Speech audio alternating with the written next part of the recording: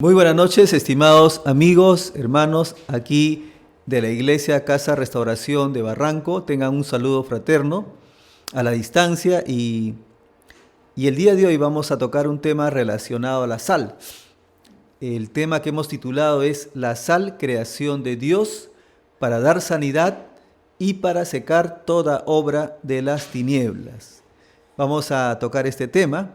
Pero antes de empezar el tema preparado para el día de hoy como tema de estudio, vamos primeramente a darle gracias a nuestro Señor. Vamos a orar previamente para que nuestro Señor pueda mostrarnos también el tema que tenemos preparado para el día de hoy.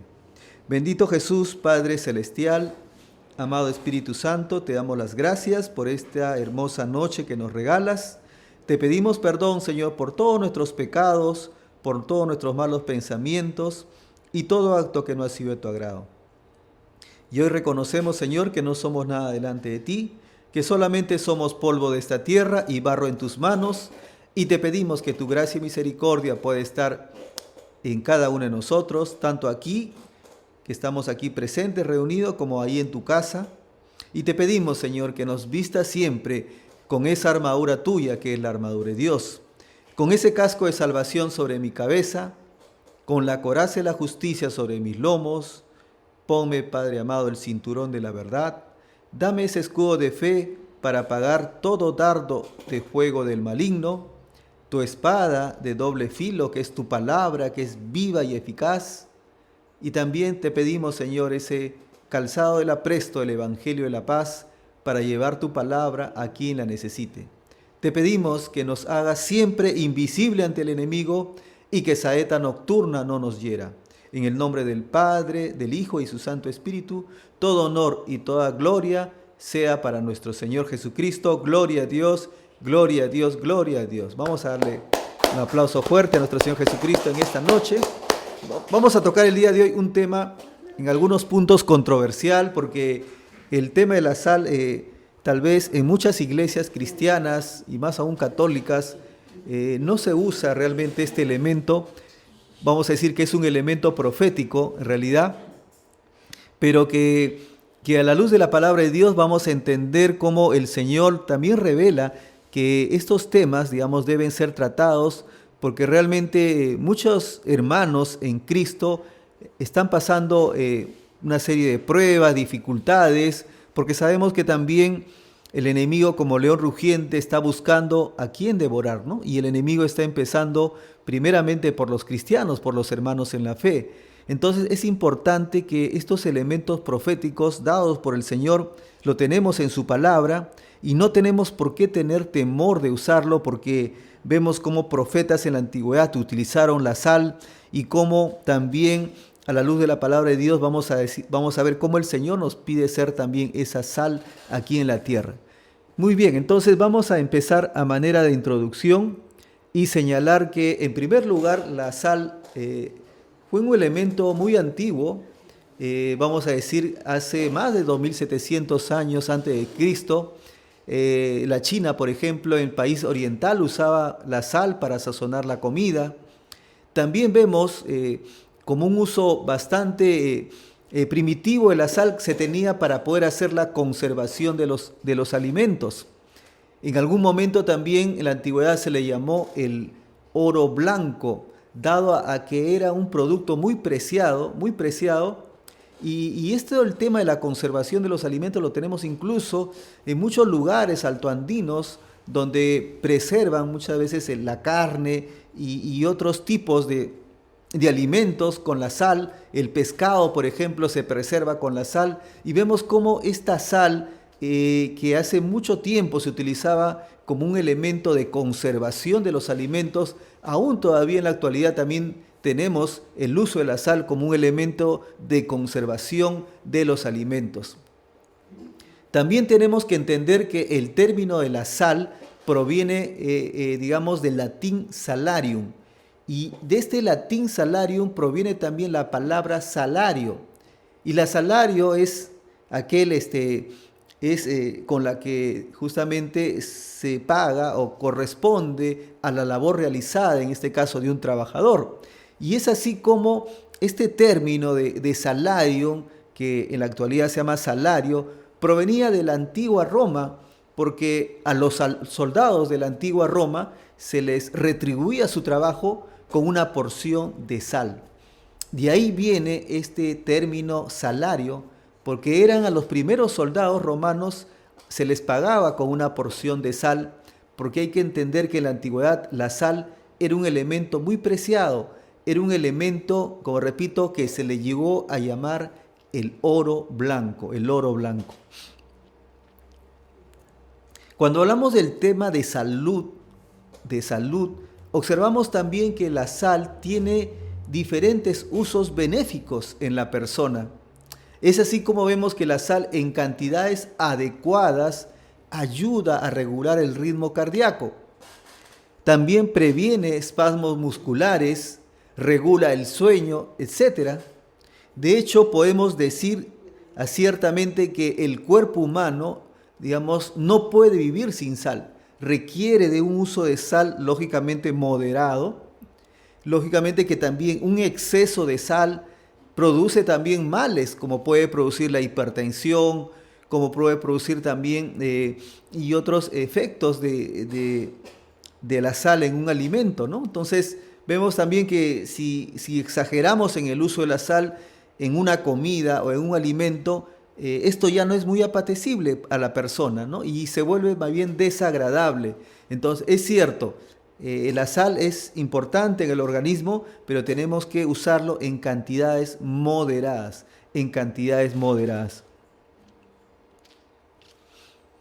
Entonces decimos también que si utilizamos un exceso de la sal, eso se hace también desagradable al paladar. Entonces es importante regular también el uso de la sal. Pero lo que queremos ahora tocar a continuación es cómo en el campo espiritual la sal es un elemento profético y que sirve para tres cosas importantes, que es importante que tú tomes nota ahí que estás en tu casa. Una es limpiar, el segundo punto es restaurar y el tercer punto es bendecir. Y muchas personas son bendecidas con el uso de la sal, como vamos a ver más adelante. Entonces, en el campo espiritual, la sal es un elemento profético que sirve ¿para qué? Para limpiar, sirve para restaurar y tercero, para bendecir. Entonces la pregunta es, ¿y dónde lo encontramos eso en la palabra de Dios? Vamos a ver a la luz de la palabra de Dios, a la luz de la Biblia, dónde encontramos este campo espiritual que tiene el uso de la sal, porque hemos visto que en el uso alimenticio tiene sus beneficios, ¿no? Hemos visto que la sal para la comida, para el uso alimenticio, para el mundo físico, tiene beneficio la sal. Pero ahora en el punto de vista espiritual, ¿tendrá beneficio la sal? Entonces esa es la pregunta que queremos hacer el día de hoy y esa es la pregunta que queremos contestarte. Y la pregunta es, ¿tendrá algún efecto benéfico la sal en el mundo espiritual? Hemos visto que en el mundo natural sí lo tiene, pero ahora la pregunta, ¿en el mundo espiritual tendrá un efecto benéfico? Entonces vamos a ver qué es lo que dice la palabra de Dios. Muy bien, primero tenemos que entender que la sal es una creación de Dios. Punto 1. La sal es una creación de Dios. ¿Por qué decimos que es una creación de Dios? Porque en la actualidad se ha mucho malgiversado, tergiversado, vamos a decir, el uso de la sal. Yo recuerdo cuando estaba en la infancia y recuerdo que mi mamá me mandaba a comprar la sal y lo primero que llegaba en una tienda era de que no querían vender la sal. Solamente la sal la vendía en el día y no la querían vender en la noche, ¿no? Igual también se produjo con el tema de la aguja y muchas cosas, ¿no? Pero vamos a entender a la luz de la palabra de Dios si la sal es un elemento creado por Dios. Entonces, si es un elemento creado por Dios y para Él, como vamos a ver en este tema, entonces, ¿por qué hay que tenerle temor? ¿Por qué hay que tenerle temor si el Señor creó la sal? ¿Qué dice el libro de Colosenses en el capítulo 1, versículo 16? Cuando vamos a la palabra de Dios, en el libro de Colosenses 1:16 dice, en Él fueron creadas todas las cosas y para Él. ¿A qué se refiere eso? En Él fueron creadas todas las cosas. ¿Quién creó todas las cosas? Dios, ¿no? ¿Y Dios a quién le dio esa labor? ¿A qué persona de la Trinidad le dio esa labor? A Jesucristo, ¿no? Lo dio esa labor. Entonces, cuando dice Colosenses 1:16, dice en Él, o sea, Jesucristo creó todas las cosas y para Él, ¿no? Y para Él. Entonces, si Jesucristo creó la sal, la pregunta es, ¿será entonces malo usar la sal? Sí ha sido creado para el Señor. O sea, todas las cosas fueron creadas por Él. Incluso cuando se crearon a los ángeles, ¿no? Y luego se originó, en este caso, la rebelión de los ángeles caídos. O sea, también fueron creados por Dios, ¿no? Y para Él. O sea, todas las cosas fueron creadas por Dios. Y la pregunta es, si todas las cosas fueron creadas por Dios, ¿hay que tenerle temor? Dice, y para Él, dice la palabra. ¿Por qué? Pregunta entonces, ¿por qué si el mar salado, por qué si Dios fue tan sabio, creó que el mar sea salado? ¿Ustedes saben qué cosa va al mar? Al mar van muchos desechos orgánicos, muchos de los desagües van al mar. ¿Y qué cosa hay en el mar? Los peces. Y nosotros comemos los peces, ¿correcto? Entonces Dios fue tan sabio que creó un mar salado para que la sal empiece a limpiar, a lavar, ¿no? Esas cosas, esas bacterias, esas cosas que hay. Entonces, en este caso, la sabiduría de Dios hizo que el mar fuera salado. ¿Y para qué? Para limpiar, ¿no?, de toda contaminación que se produjo en ella. Ahora, eso no te inhibe que tú no ores cuando comas un pescado. Eso no inhibe que tú comas una verdura, ¿no? Porque hay que tener en cuenta que muchas veces las verduras también las lavan con agua, a veces vamos a decir, de acequias, y muchas veces también vemos que los desagües van hacia las acequias, ¿no? Entonces hay que orar siempre por los alimentos. Cuando tú comas pescado, ora. Cuando tú comas una verdura, ora. Porque es cierto, a veces, ¿no? Es cierto, la sal puede lavar, pero hay que orarla. Porque de repente puede tener algún elemento orgánico y puede afectarte. Entonces cada vez que comas pescado, cada vez que comas, ¿no? Y en forma general, cada vez que tú comas algo, ora por ese alimento, ora por el agua que tomas, ora por la medicina que tomas. Pero tenemos que entender que las cosas fueron creadas por Dios, o sea, fueron por nuestro Señor Jesucristo y para Él, y para Él. Entonces, ¿tenemos que tener temor a usar la sal? No tenemos que tener temor a usar la sal porque fue creado por Dios. Entonces, cuando usted va y le dice, y va a un negocio y le dice, no señor, no vendo sal en la noche, entonces realmente están mal porque están poniendo su confianza ¿en quién? No en Dios, en los demonios, ¿no? ¿Por qué? Porque ¿quién busca eso? Porque se ha satanizado y dice, no, que la sal utilizan los brujos, que la sal utilizan las brujas, que la sal utilizan, ¿no?, los, digamos, básicamente entonces sea, digamos, utilizado. Entonces quiere decir que en todo caso los brujos son más inteligentes que los cristianos, porque si ellos, como vamos a ver ahora, la sal se utiliza como un elemento profético que el Señor, ahí está en su palabra de utilizar la sal. Ellos son más inteligentes que nosotros, que utilizan la sal y sacan provecho al uso de la sal. Entonces tenemos que entender que la sal es un elemento profético. Y en la Biblia incluso lo encontramos en el libro de Job. Cuando vamos al libro de Job, en el capítulo 6, versículo 6, ¿no?, habla acerca de un elemento como uso alimenticio, dice la palabra de Dios. Se comerá lo desabrido sin sal, dice. Habrá gusto en la clara del huevo. Entonces vemos que esto ya en el libro de Job, 3500 años antes de Cristo, estaba ya indicado el uso de la sal. Y tenemos que, ahora pasamos a un punto 2. Y el punto 2 que queremos ahora explicarles, amigos, hermanos, es que la sal sirve para secar toda obra de tinieblas. Seca a los demonios y seca a los desobedientes. La sal sirve para secar toda obra de tinieblas, seca a los demonios y seca a los desobedientes. Y vamos a ver qué dice en el libro de Génesis, en el capítulo 19, en los versículos 16-17. Génesis capítulo 19, versículos 16 y 17.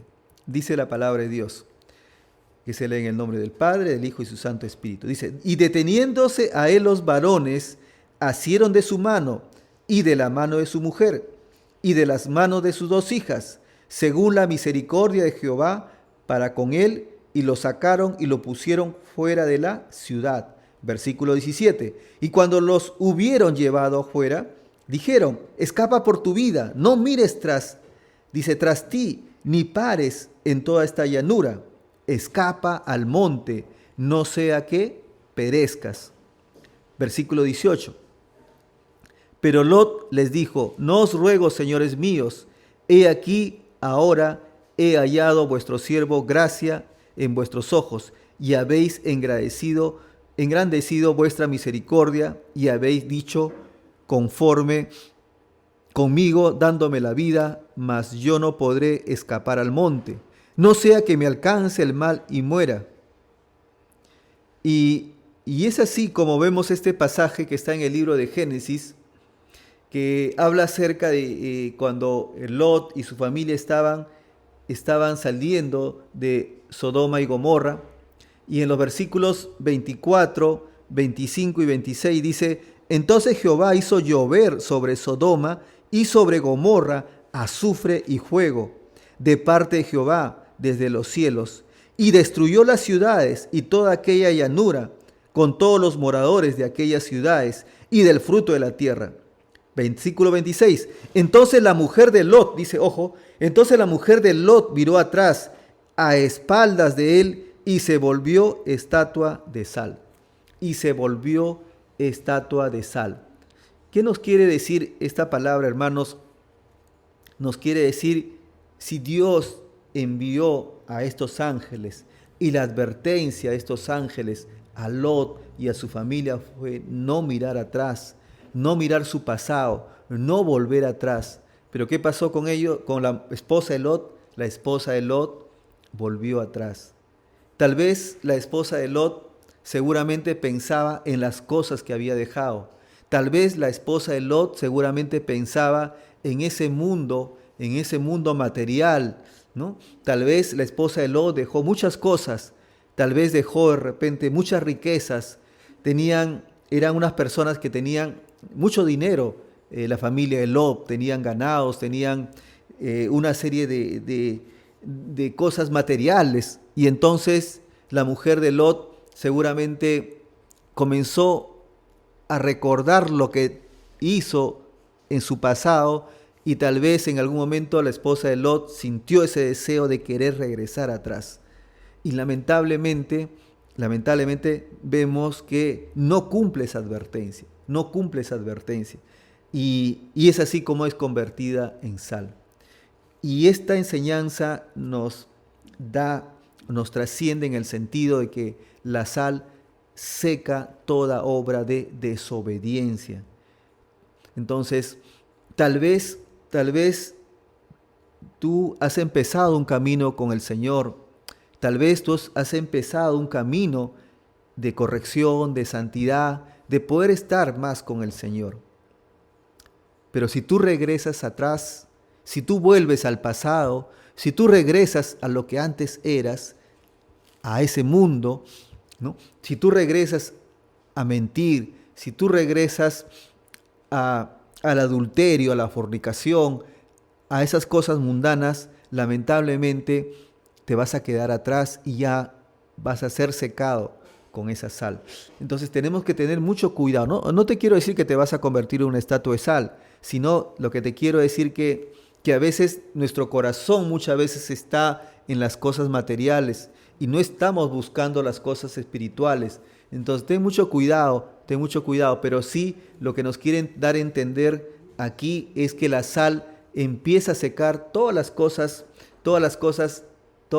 malas, todas las cosas mundanas que de repente nosotros hemos tenido. Y esas cosas mundanas han sido a causa de nuestra desobediencia, y es porque a través de nuestra desobediencia espíritus malos han tomado, digamos, muchas veces hemos sido tomados por esos espíritus de maldad, y muchas veces hemos entrado en desobediencia, en hurto, en fornicación o en adulterio, en cosas que no son del agrado del Señor. Y también vemos en el libro de Deuteronomio, en el capítulo 29, 18, 23, para ver cómo era la familia de Lot, ¿no? No era una familia, vamos a decir, correcta, obediente. Tal vez era una familia justa, porque Lot vimos cómo protegió a los ángeles, ¿no? Dando a su hija. Pero vemos también que en el Deuteronomio, en el capítulo 29, versículos 18 al 23, dice: Dios castiga a sus hijos por desobediencia y sus ciudades con azufre y sal como Sodoma y Gomorra. Entonces dice, Dios castiga, ¿por qué a sus hijos? Por desobedientes. Y a sus ciudades, ¿con qué los castiga? Con azufre y sal. Entonces vean que la sal, hermanos, sirve para secar toda obra de desobediencia. Desobediencia. Y tal como dice, como Sodoma y Gomorra. Y el versículo 18 dice: no sea que haya entre vosotros varón o mujer o familia o tribu cuyo corazón se aparte hoy de Jehová vuestro Dios para ir a servir a los dioses de esas naciones. No sea que haya en medio de vosotros, dice, raíz que produzca hiel y ajenjo. Versículo 19: y suceda que al oír las palabras de esta maldición, él se bendiga en su corazón, diciendo: tendré paz, aunque ande en la dureza de mi corazón, a fin de que con la embriaguez quita la sed. Dice, no querrá Jehová perdonarlo, dice, sino que entonces humeará la ira de Jehová y su celo sobre él tal hombre, y se asentará sobre él toda maldición escrita en este libro, y Jehová, dice, borrará su nombre de debajo del cielo. Versículo 21, y lo apartará Jehová de todas las tribus de Israel, dice, para mal, conforme a todas las maldiciones del pacto escrito en este libro de la ley. Versículo 22 y 23, y dirán las generaciones venideras: vuestros hijos que se levanten después de vosotros, y el extranjero que vendrá de lejanas tierras, cuando vieren las plagas de aquella tierra y sus enfermedades, de que Jehová se habrá hecho enfermar. Versículo 23, azufre y sal abrasada toda la tierra, no será sembrada, ni producirá, ni crecerá en ella hierba alguna, como sucedió en la destrucción de Sodoma y de Gomorra, de Adma y de Seboín, las cuales Jehová destruyó en su furor y en su ira. ¿Qué nos quiere decir la palabra de Dios? Nos habla de que cuando los hijos de Dios nos apartamos y empezamos a desobedecer y honramos a otros dioses, ¿no? O sea, empezamos a orar, a honrar otros dioses o a idolatrar, digamos, cosas que de repente reemplazan a nuestro Dios. O sea, ¿qué es lo que ocurre? Dios también se pone su ira. Y mucha gente dice, no, pero yo estoy actuando bien. No, pero si así como estoy yo, estoy bien. Entonces, muchas personas piensan tener paz en su corazón cuando su corazón está haciendo cosas malas. Y muchas veces las personas dicen, no, pero ¿de qué me voy en este caso, si mi corazón está muy bien, si yo estoy obrando de forma correcta? Cuando en su corazón guardan rencor, cuando en su corazón guardan ira, cuando en su corazón guardan odio, entonces Jehová se desagrada, dice, ¿por qué? Porque paran embriagados, dice, ¿no? Embriagados en sí, o sea, en su soberbia, ¿no? La soberbia de cada uno de estos hermanos hacen de que ellos se sientan bien, que hacen que estos hermanos se sientan de que están haciendo las cosas bien. Pero lamentablemente el Señor, que conoce tu corazón, que conoce tu mente, te dice que el Señor no te perdonará, porque se va a humear, dice, la ira de su celo sobre su nombre, y se sentará sobre él toda maldición escrita en este libro. Entonces tenemos que tener mucho cuidado de la ira de nuestro Señor, porque cuando empezamos a desobedecer, cuando empezamos a hacer cosas o empezamos a retroceder en las cosas que hacíamos antes, que no eran del agrado de Dios, la ira del Señor empieza a tocarnos en nuestras vidas. La ira de Dios empieza a tocar en tu economía, la ira de Dios puede tocar en tu familia, la ira de Dios puede tocar en muchas cosas que de repente te iban muy bien. De la noche a la mañana empiezas a ver un cambio. Entonces la pregunta es, ¿y pero por qué? ¿Por qué me va así? Y entonces observamos cómo el Señor también muestra su ira por la desobediencia de las personas. Y vemos también en el libro de Génesis, en el capítulo 19, en los versículos 36 al 38, Génesis capítulo 19, versículos 36 al 38, donde observamos cómo, recuerda, la mujer de Lot había convertido en estatua y lograron salvarse Lot y sus hijas. Pero, ¿cómo estaba el corazón de sus hijas? ¿Cómo realmente era esta familia?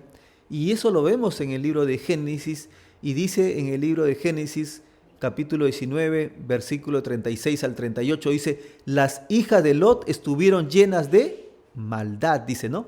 Y en el versículo, ¿por qué decimos eso? Porque en el versículo 36 vemos, y las dos hijas de Lot concibieron de su padre, y dio a luz la mayor un hijo, y la llamó su nombre Moab, el cual es padre de los moabitas hasta hoy. Y el versículo 38 dice, y la menor también dio a luz un hijo, y la llamó su nombre Ben-Amí, el cual es padre de los amonitas hasta hoy. Entonces, ¿qué pasó? Hicieron incesto, o sea, las hijas de Lot embriagaron a su padre, ¿no? Y tuvieron hijos a través de sus padres. Y lamentablemente, esa herencia de maldad que tuvo Lot a través de sus hijas trajo mucha consecuencia, porque tanto los moabitas como los amonitas, eran personas que eran totalmente contrarios a lo que es la obediencia a Jehová. Eran personas muy desobedientes, eran personas, como lo dice en Sofonías 2.9, y dice en Sofonías 2.9, dice, Moab, generación maldita, dice generación maldita de incesto. Y en el versículo 9 dice, por tanto, vivo yo, dice Jehová de los ejércitos, Dios de Israel, dice Moab, será como Sodoma, y los hijos de Amón como Gomorra, campo de ortigas y mina de sal. Dice, y mina de sal, y asolamiento perpetuo, el remanente mi pueblo los saqueará, y el remanente mi pueblo los heredará. Entonces tenemos que entender de que las hijas de Lot estaban llenas de maldad, y lo que viene a consecuencia de las hijas de Lot, las generaciones que vienen posteriormente, tanto de los amonitas y los moabitas, eran generaciones llenas de maldad, llenas de pecado, eran totalmente contrarios, eran enemigos totalmente del pueblo de Israel. Y vemos cómo el Señor se desagrada de esta generación, porque venía de una generación, como dice la palabra de Dios en el libro de Sofonías, era una generación maldita de incesto. Y lamentablemente ocurre eso muchas veces, pero la palabra de Dios dice, y que esa generación, dice, y el campo, dice, será de ortigas y la mina de sal. Quiere decir que la sal va a secar esa obra de tinieblas. Por eso que la sal utiliza como un elemento profético para secar la sal, para secar en este caso toda desobediencia y toda hueste de maldad que viene de generación en generación. Muy bien, entonces hemos visto el punto 1, hemos visto el punto 2. Cuando hablamos del punto 1, que hemos visto que la sal es un elemento, ¿no?, que ha sido creación de Dios, ¿correcto? Ese era el punto 1, ¿no? Hemos visto sal es un elemento, es creación de Dios. Dice, porque el libro de todas las cosas fueron creadas por Él y para Él.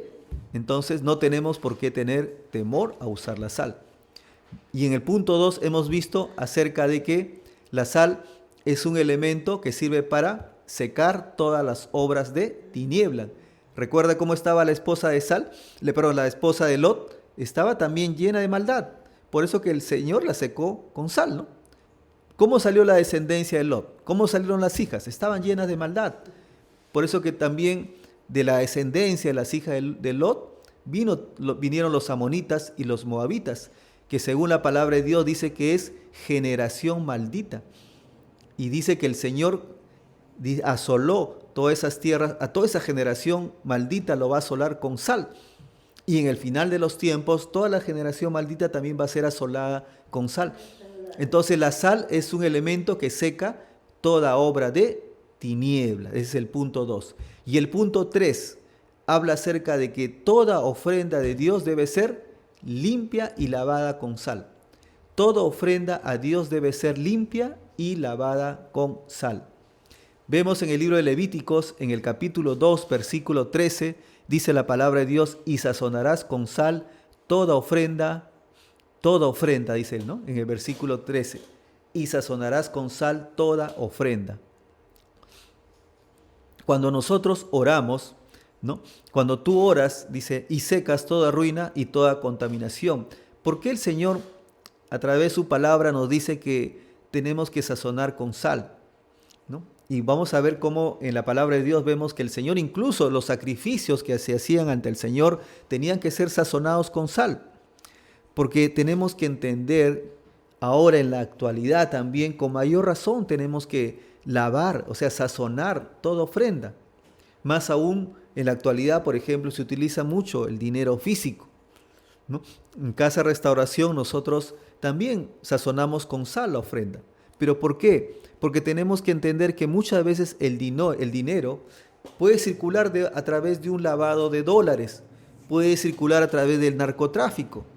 Entonces, pero el Señor, ¿qué nos pide? Nos pide que el dinero debe ser limpio, que toda ofrenda debe ser limpia. Entonces, sazonamos con sal la ofrenda. Oramos por las ofrendas, ¿no? Oramos, ¿no?, por los hermanos, por los diezmos, pero también tenemos que entender que toda ofrenda debe ser orada y debe ser en este caso sazonada con sal para secar y limpiar toda, digamos, ofrenda. Entonces, vemos que esto lo encontramos no solamente en el libro de Levíticos, lo encontramos también, entonces vemos que la sal era un elemento para poder, en este caso, secar toda obra de ofrendas, ¿no? Igual cuando, por ejemplo, se presentaba muchas veces las ofrendas al altar, estas eran sazonadas, pedían previamente que los sacerdotes sazonaran con sal antes de poder ser finalmente quemadas, ¿no? Y ofrendadas. Entonces, vemos cómo el Señor era muy cuidadoso de que las cosas ofrendadas al Señor deberían ser siempre, digamos, sazonadas a través de la sal, porque sabemos que la sal es un elemento purificador de cualquier ofrenda, de toda cosa que nosotros presentemos ante el Señor. Y es así también, como elemento profético, vemos que la sal es un elemento para restaurar, Entonces, en el capítulo anterior vemos que el Señor nos pedía que toda ofrenda que demos debe ser también lavada con sal o sazonada con sal. Pero en el punto 4 decimos también que la sal sirve para restaurar. Y cuando vamos al libro de Marcos, en el capítulo 9, 49 al 50, dice la palabra de Dios, porque todos serán salados con fuego, todos serán tocados de la presencia de Dios. Versículo 49. Porque todos serán salados con fuego, y todo sacrificio será salado con sal. Buena es la sal, dice, mas si la sal se hace insípida, ¿con qué la sazonaréis? Tened sal en vosotros mismos y tened paz los unos con los otros. Entonces la palabra de Dios dice en Marcos, en el capítulo 9, dice 49 al 50, todo sacrificio será salado ¿con qué, hermanos? Con sal. Todo sacrificio será con sal. Pero ¿por qué habla la palabra salados en juego? Porque nosotros la sal, digamos, ¿no?, se utiliza también como un elemento de restauración, como un elemento en la que vamos a tener paz y tranquilidad. Porque es cierto, vamos a ser azotados por pruebas, pero la sal tenemos que tener en cuenta que es un elemento restaurador. Y es así como en Ezequiel 43, del 23 al 26, dice que el Señor, ¿no?, nos dice la palabra que mandaba echar sal al carnero para limpiar la ofrenda y también para limpiar el altar.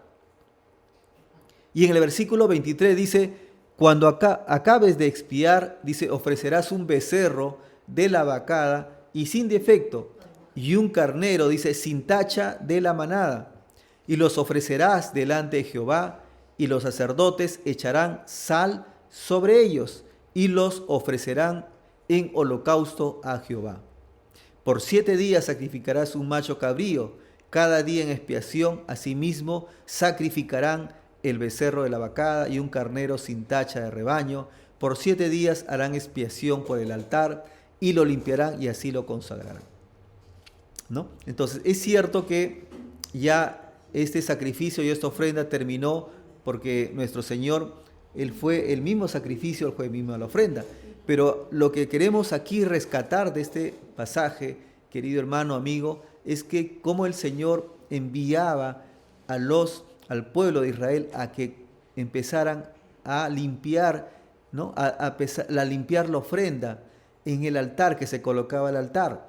Y esta ofrenda era limpiada con sal. Entonces tenemos que entender que el Señor nos envía a través de su palabra a que toda ofrenda debe ser limpiada y restaurada con sal.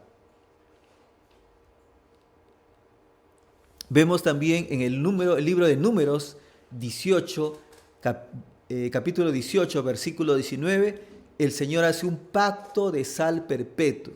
Dice, un pacto de sal perpetuo. Y la pregunta es, ¿un pacto podrá romperse, hermano, amigo? Un pacto es un pacto eterno, ¿no? Cuando decimos, por ejemplo, el matrimonio, ¿no? Es un pacto, ¿no? Salvo de repente que el Señor, ¿no? A través de su palabra indique de que, bueno, en los casos, por ejemplo, de que se han dado de separación, de repente dice la palabra que por el caso de un adulterio, ¿no? Entonces sí permite la palabra de Dios un divorcio, pero normalmente si no fuera, digamos, por cosa que está indicado a través de la palabra de Dios, vemos que el matrimonio es un pacto, ¿no? Y un pacto en la que Dios está presente. Es un pacto en la que está tanto el hombre, está la mujer y está Dios en el medio, ¿no? Y tenemos que entender también que normalmente siempre un pacto es algo eterno, ¿no? Entonces, y es algo perpetuo. Y los pactos no los rompe la ley. Entonces, en el versículo 19 del libro de Números dice, todas las ofrendas elevadas de las cosas santas que los hijos de Israel ofrecieren a Jehová, les las he dado para ti y para tus hijos y para tus hijas, contigo por estatuto perpetuo, pacto de sal perpetuo delante de Jehová para ti y para tu descendencia contigo. Entonces, el pacto de sal, incluso en la actualidad, todavía se puede observar en zonas del oriente, ¿no? Perdón, en zonas aquí cercanas, aquí a las ciudades de Israel, por ejemplo, el pueblo judío, en los pueblos islámicos, donde observan todavía se mantiene ese pacto de sal, y a través de ese pacto de sal, donde hacen las personas, son, vamos a decir, se respetan a través de generaciones. Y es así como observamos que este pacto es un pacto de sal perpetuo que hacía el Señor con el pueblo de Israel. Y en el versículo de 2 de Crónicas 13:5 dice, ¿no sabéis vosotros que Jehová, Dios de Israel, dio el reino de David sobre Israel para él y para sus hijos, bajo pacto de sal, bajo pacto de sal? Dice, Dios dio el reino a David bajo pacto de sal. Entonces tenemos que entender que los pactos que realiza el Señor son pactos eternos. Y así como hizo en la antigüedad un pacto con el pueblo judío, ese pacto se mantuvo siempre. Y David, dice la palabra, recibe el reino de Dios bajo ese pacto de sal, porque era un pacto perpetuo, era un pacto para toda la vida. Y como punto 5, vemos ahora que la sal sirve para dar sanidad. La sal sirve para dar sanidad. ¿Y en qué parte de la Biblia encontramos este versículo donde dice que la sal sirve para dar sanidad? Entonces, cuando vamos al libro de Segunda de Reyes, en el capítulo 2, versículos 19 al 22, vemos aquí en la palabra de Dios cómo el profeta Eliseo utilizó esta sal para sanar, vamos a decir, y para curar estas aguas malas, que eran aguas totalmente inservibles. Y vemos cómo esto en el segundo de Reyes, observamos cómo el profeta Eliseo, aquel profeta que recibe esa doble unción a través del Espíritu Santo, que fue dejado a través del profeta Eliseo, y que el Señor en su juicio, digamos, ¿no? Envía a Eliseo el Espíritu Santo para que pueda Eliseo obrar de la forma como él obró, en este caso reemplazando ya cuando el profeta Elías ascendió hacia los cielos, ¿no? Entonces dice la palabra de Dios en el segundo de Reyes, en el capítulo 2, versículo 19, dice: y los hombres de la ciudad dijeron a Eliseo: he aquí, el lugar de donde está colocada esta ciudad es bueno. Como mi señor ve más, las aguas son malas y la tierra es estéril. Y entonces dijo Eliseo, en versículo 20, entonces él dijo, o sea, Eliseo: traedme una vasija nueva y poned en ella, ¿qué cosa, hermanos? Sal. Y poned en ella, ¿qué cosa? Sal. Y se la trajeron. Versículo 21. Y salieron él a los manantiales de las aguas, echó dentro la sal y dijo: así ha dicho Jehová. ¿Qué cosa dice, hermanos? Así ha dicho Jehová: yo sané estas aguas y no habrá más en ellas, ¿qué cosa? Muerte ni enfermedad. No habrá más en ellas muerte ni enfermedad. Y fueron sanas las aguas hasta hoy, conforme a la palabra que habló Eliseo. Entonces, dice que fueron las aguas sanas, dice la palabra de Dios, hasta hoy. Entonces, sabemos que la palabra de Dios es un libro vigente. Sabemos que la palabra de Dios es un libro que se mantiene a través de los tiempos hasta la actualidad, incluso cosas proyectadas hacia el futuro. Entonces tenemos que entender que si en la palabra de Dios observamos cómo este profeta del Señor, que tenía esa doble unción del Santo Espíritu, pide a su discípulo, ¿no?, que trajeran una vasija de barro y le colocó sal y le colocó las aguas de ese río que eran malas, que eran estériles, y la tierra estériles. Y entonces cómo el profeta en su sabiduría derrama esta agua con sal hacia el río, y dice la palabra que estas aguas se convirtieron en aguas de sanidad totalmente buenas. Y dice la palabra de Dios que nunca más llegó en estas aguas la muerte ni la enfermedad. ¿Qué cosa nunca más llegó, hermanos? La muerte ni la enfermedad. Y en el versículo 22 dice: y las aguas, y fueron sanas las aguas hasta hoy. Entonces tenemos que tener en cuenta que la sal es un elemento que nos da la sanidad. Y cuando te digan de repente, hermano, lávate con agua con sal, no tengas ningún temor, porque esa agua con sal te va a dar la sanidad. Así como el profeta en su momento, ¿no?, bendijo esa sal, también ahora en la actualidad los profetas, los pastores pueden orar por esa sal para que esa sal sea un elemento benéfico y te pueda dar la sanidad, así como lo dio en sus tiempos, así como en los tiempos antiguos, también en la actualidad también te pueda dar esa sanidad y secar toda la obra de las tinieblas. Y finalmente dice en el libro de Mateo 5:13, el punto 6, dice la palabra de Dios que nosotros los cristianos debemos ser sal en la tierra. ¿Cómo debemos ser en la tierra nosotros? Sal. ¿Y por qué dice sal debemos hacer en la tierra? Vemos en el libro de Mateo 5:13, dice: vosotros sois sal de la tierra. Pero si la sal se desvaneciere, ¿con qué será salada? Entonces, ¿qué quiere dar a entender, hermanos? Ustedes saben que la sal por sí, de hecho, tiene una propiedad. Cuando ustedes se ponen un poquito de la sal a la lengua, sienten el sabor de la sal. Pero ¿qué pasa si la sal se desvaneciere? ¿Qué pasa si la sal no cumple esa función de dar, digamos, esa salubridad, salubridad, digamos, hacia, en este caso, hacia lo que usted va a comer? No va a servir. Entonces no sirve su función. Entonces dice: ¿con qué será salada? Entonces, si los cristianos que tenemos nuestra función ¿no? Para lo cual el Señor nos ha mandado en la tierra. Nosotros no perdemos esa función para el cual nos enseñó, nos dejó el Señor.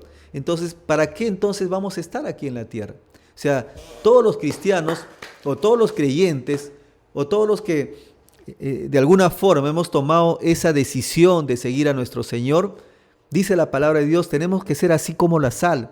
No podemos retroceder, no podemos cambiar, no podemos retroceder a lo que antes éramos. ¿Por qué? Porque si no, ¿de qué vamos a servir?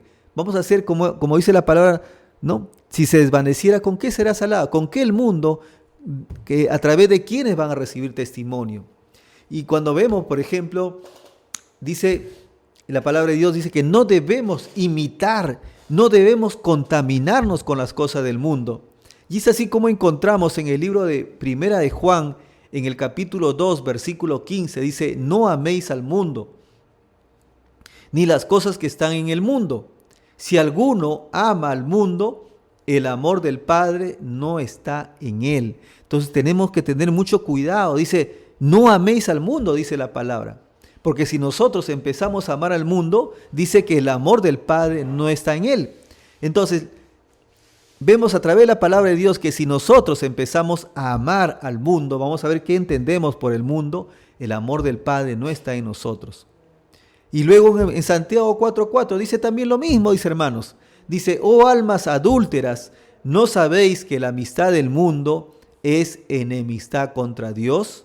Cualquiera pues que quiera ser amigo del mundo, se constituye enemigo de Dios. Entonces la pregunta es, ¿tú quieres ser enemigo de Dios? Entonces la respuesta es, no ames al mundo, no las cosas que hace el mundo. Ahora la pregunta es, ¿pero qué cosa quiere dar a entender el Señor cuando nos habla acerca del mundo? Cuando escuchamos la palabra mundo, vamos a decir que en la Biblia encontramos tres definiciones de la palabra mundo.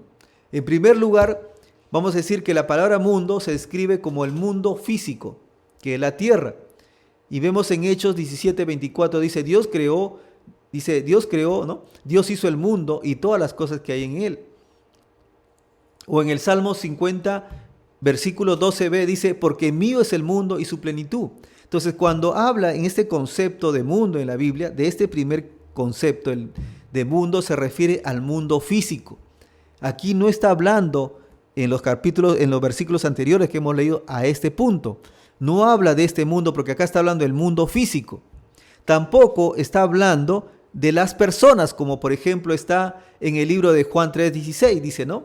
Cuando vemos, porque de tal manera amó Dios al mundo, que ha dado a su único unigénito. Entonces tampoco se refiere aquí la palabra, porque acá está hablando de las personas. Y en Marcos 16:15 dice, y le dijo, por tanto, dice, id por todo el mundo y predicad el evangelio. Entonces, aquí en este punto B, el mundo se refiere a las personas. Entonces, ¿a qué se refiere cuando nos dice, cuando hemos leído en Primera de Juan, o cuando hemos leído, por ejemplo, en el libro de Santiago? ¿A qué se refiere entonces este sistema mundano? Se refiere a lo que aparece aquí, al mundo ideológico. Ese es el sistema mundano que es enemigo mortal al Hijo de Dios. Se refiere a todas las cosas que están gobernadas por Satanás, por todas las cosas que están gobernadas, en este caso, por las entes espirituales de maldad. Por eso que Primera de Juan 2:15, no ames al mundo, ni las cosas que están en el mundo. Entonces se refiere al sistema mundano, al sistema por el cual está dominado por Satanás.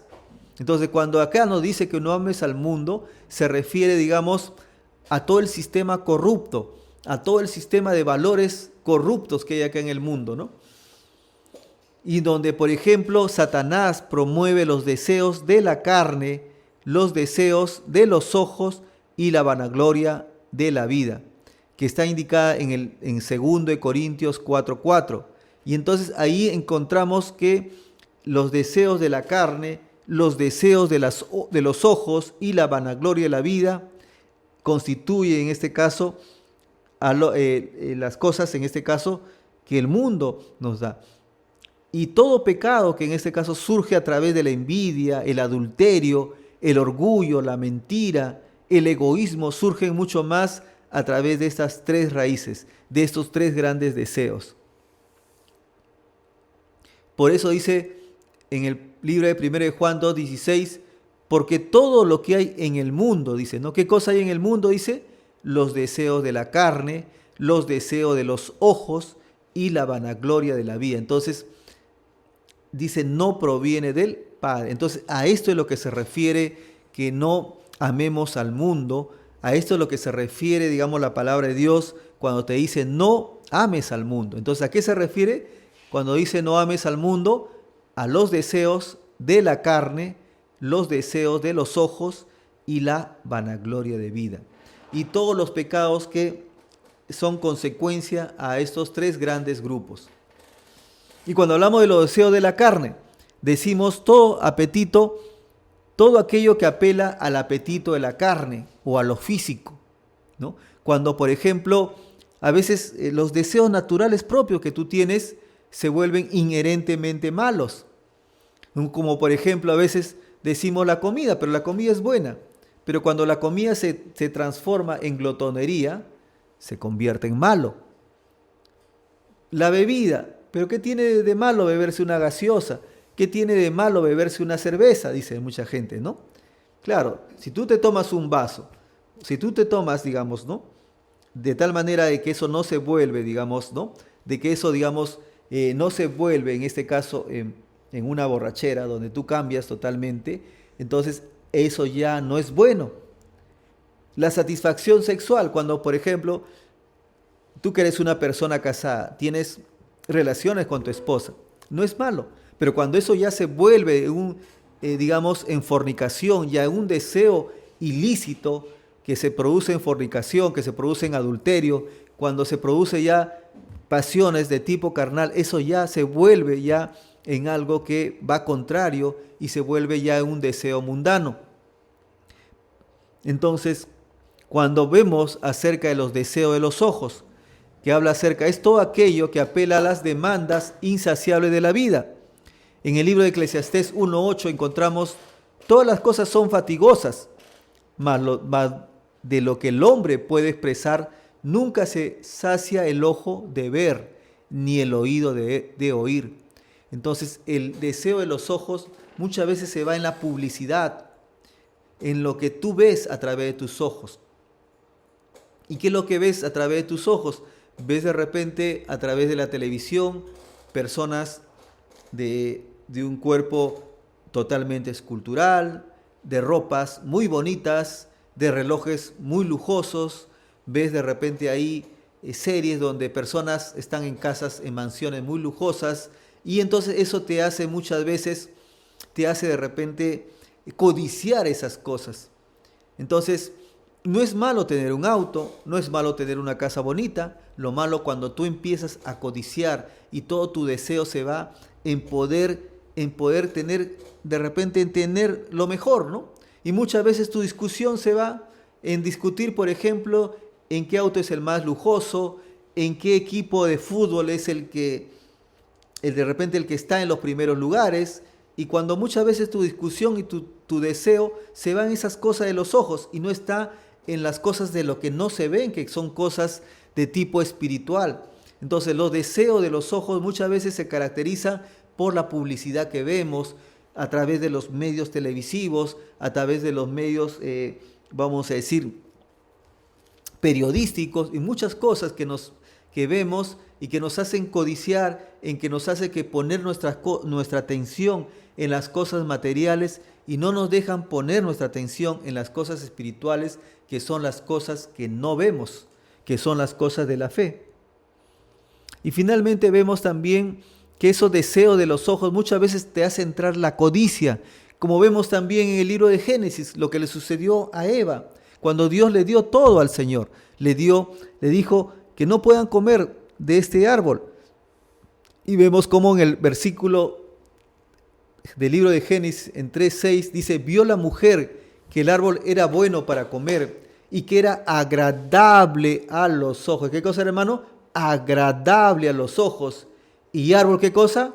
Codiciable para alcanzar la sabiduría. Y tomó su fruto y comió.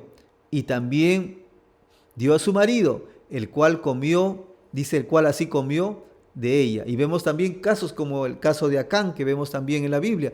Pero vemos también cómo muchas veces ese deseo de los ojos, dice, esas cosas agradables a los ojos, te entra muchas veces espíritu de codicia, espíritu de lujuria, espíritu de muchas cosas que vienen a través de la vista. Entonces hay que tener mucho cuidado porque a través de eso vemos a través de la palabra de Dios cómo entró la codicia a la mujer y lamentablemente a través de eso entró la codicia y el pecado al mundo, ¿no?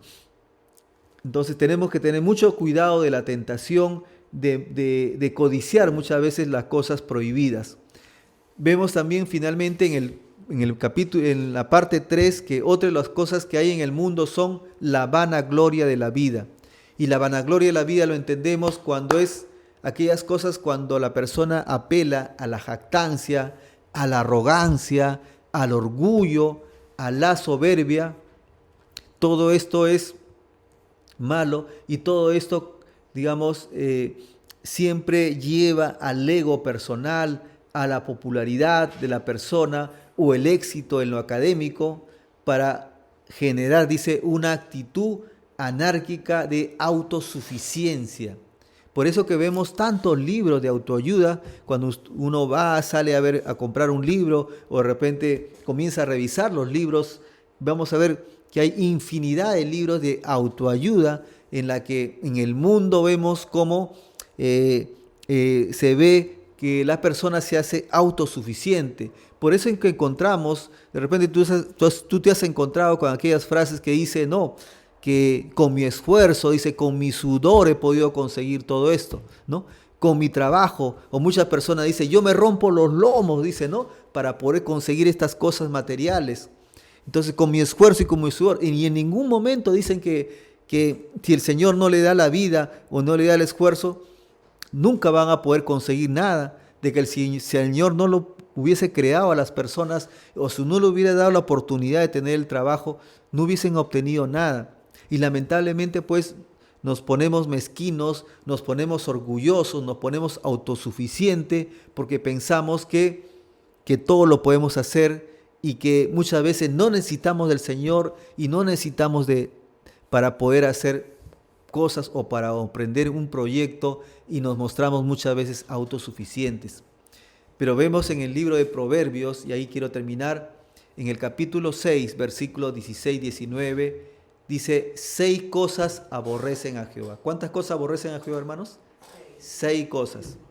Y aún 7 dice, abomina su alma. Miren qué cosa aborrece el Señor y qué cosa abomina su alma. O sea, qué cosa detesta el Señor. Y si el Señor detesta, entonces, y si tú tienes alguna de estas cosas, entonces estás en serios problemas, porque estás siendo detestado por el Señor. Y dice la palabra de Dios en el versículo 17, los ojos altivos, la lengua mentirosa, las manos derramadoras de sangre inocente. ¿Qué cosa dice, hermano? Los ojos altivos. Cuando tú estás con orgullo, cuando tú te sientes por encima de otros, cuando tú dices, no, yo soy mejor que esta persona, cuando tú te sientes superior a esta persona, entonces estás con altivez. Cuando tus ojos, por ejemplo, no quieren mirar lo que hay por detrás de esa persona, o de repente no te das cuenta y tus ojos se vuelven superior a querer decir, yo soy mejor que esta persona. Dice, esto aborrece Jehová. Cuando tú tienes una lengua mentirosa, cuando a través de tu lengua salen mentiras, dice también, esto aborrece Jehová. Cuando es una mano derramadora de sangre inocente, cuando de repente estas manos, a través de estas manos, por ejemplo, es el producto de repente del aborto, o que de repente a través de estas manos han salido de repente, ha sido producto de un asesinato, o de repente también a través de estas manos nosotros hemos hecho una injuria, o de repente una acusación, porque no solamente uno, digamos, da muerte a la persona, no solamente haciendo el acto físico, sino también acusándolo o hablando incluso hasta mal de esta persona. Entonces, luego dice en el versículo 18, el corazón que maquina pensamientos inicuos. Cuando tu corazón tiene pensamiento de maldad sobre alguien, cuando tu corazón tiene deseos de maldad sobre alguien, también estás en serios problemas. Cuando tus pies, dice, van presurosos para correr al mal, cuando tú estás con ese deseo de querer hacer cosas que el Señor no son del agrado, cuando tú estás con ese deseo, por ejemplo, de salir de repente a las calles, a hacer cosas que no son del agrado de Dios, y así de repente muchos se ofendan, y así muchos, por ejemplo, muchas personas piensen de repente muy contrario a lo que le voy a decir, también salir a las calles y hacer desórdenes y desmanes en contra de la autoridad también es una cosa que al Señor no le agrada. El Señor ha creado las autoridades para obedecerlas, ¿correcto? Y si tú quieres hacer un reclamo, estás en tu derecho, pero hazlo en paz, hazlo, digamos, no reclama, pero hazlo en paz, en tranquilidad. No salgas a hacer desórdenes, no salgas a hacer, digamos, desmanes, porque lamentablemente eso no es del agrado del Señor.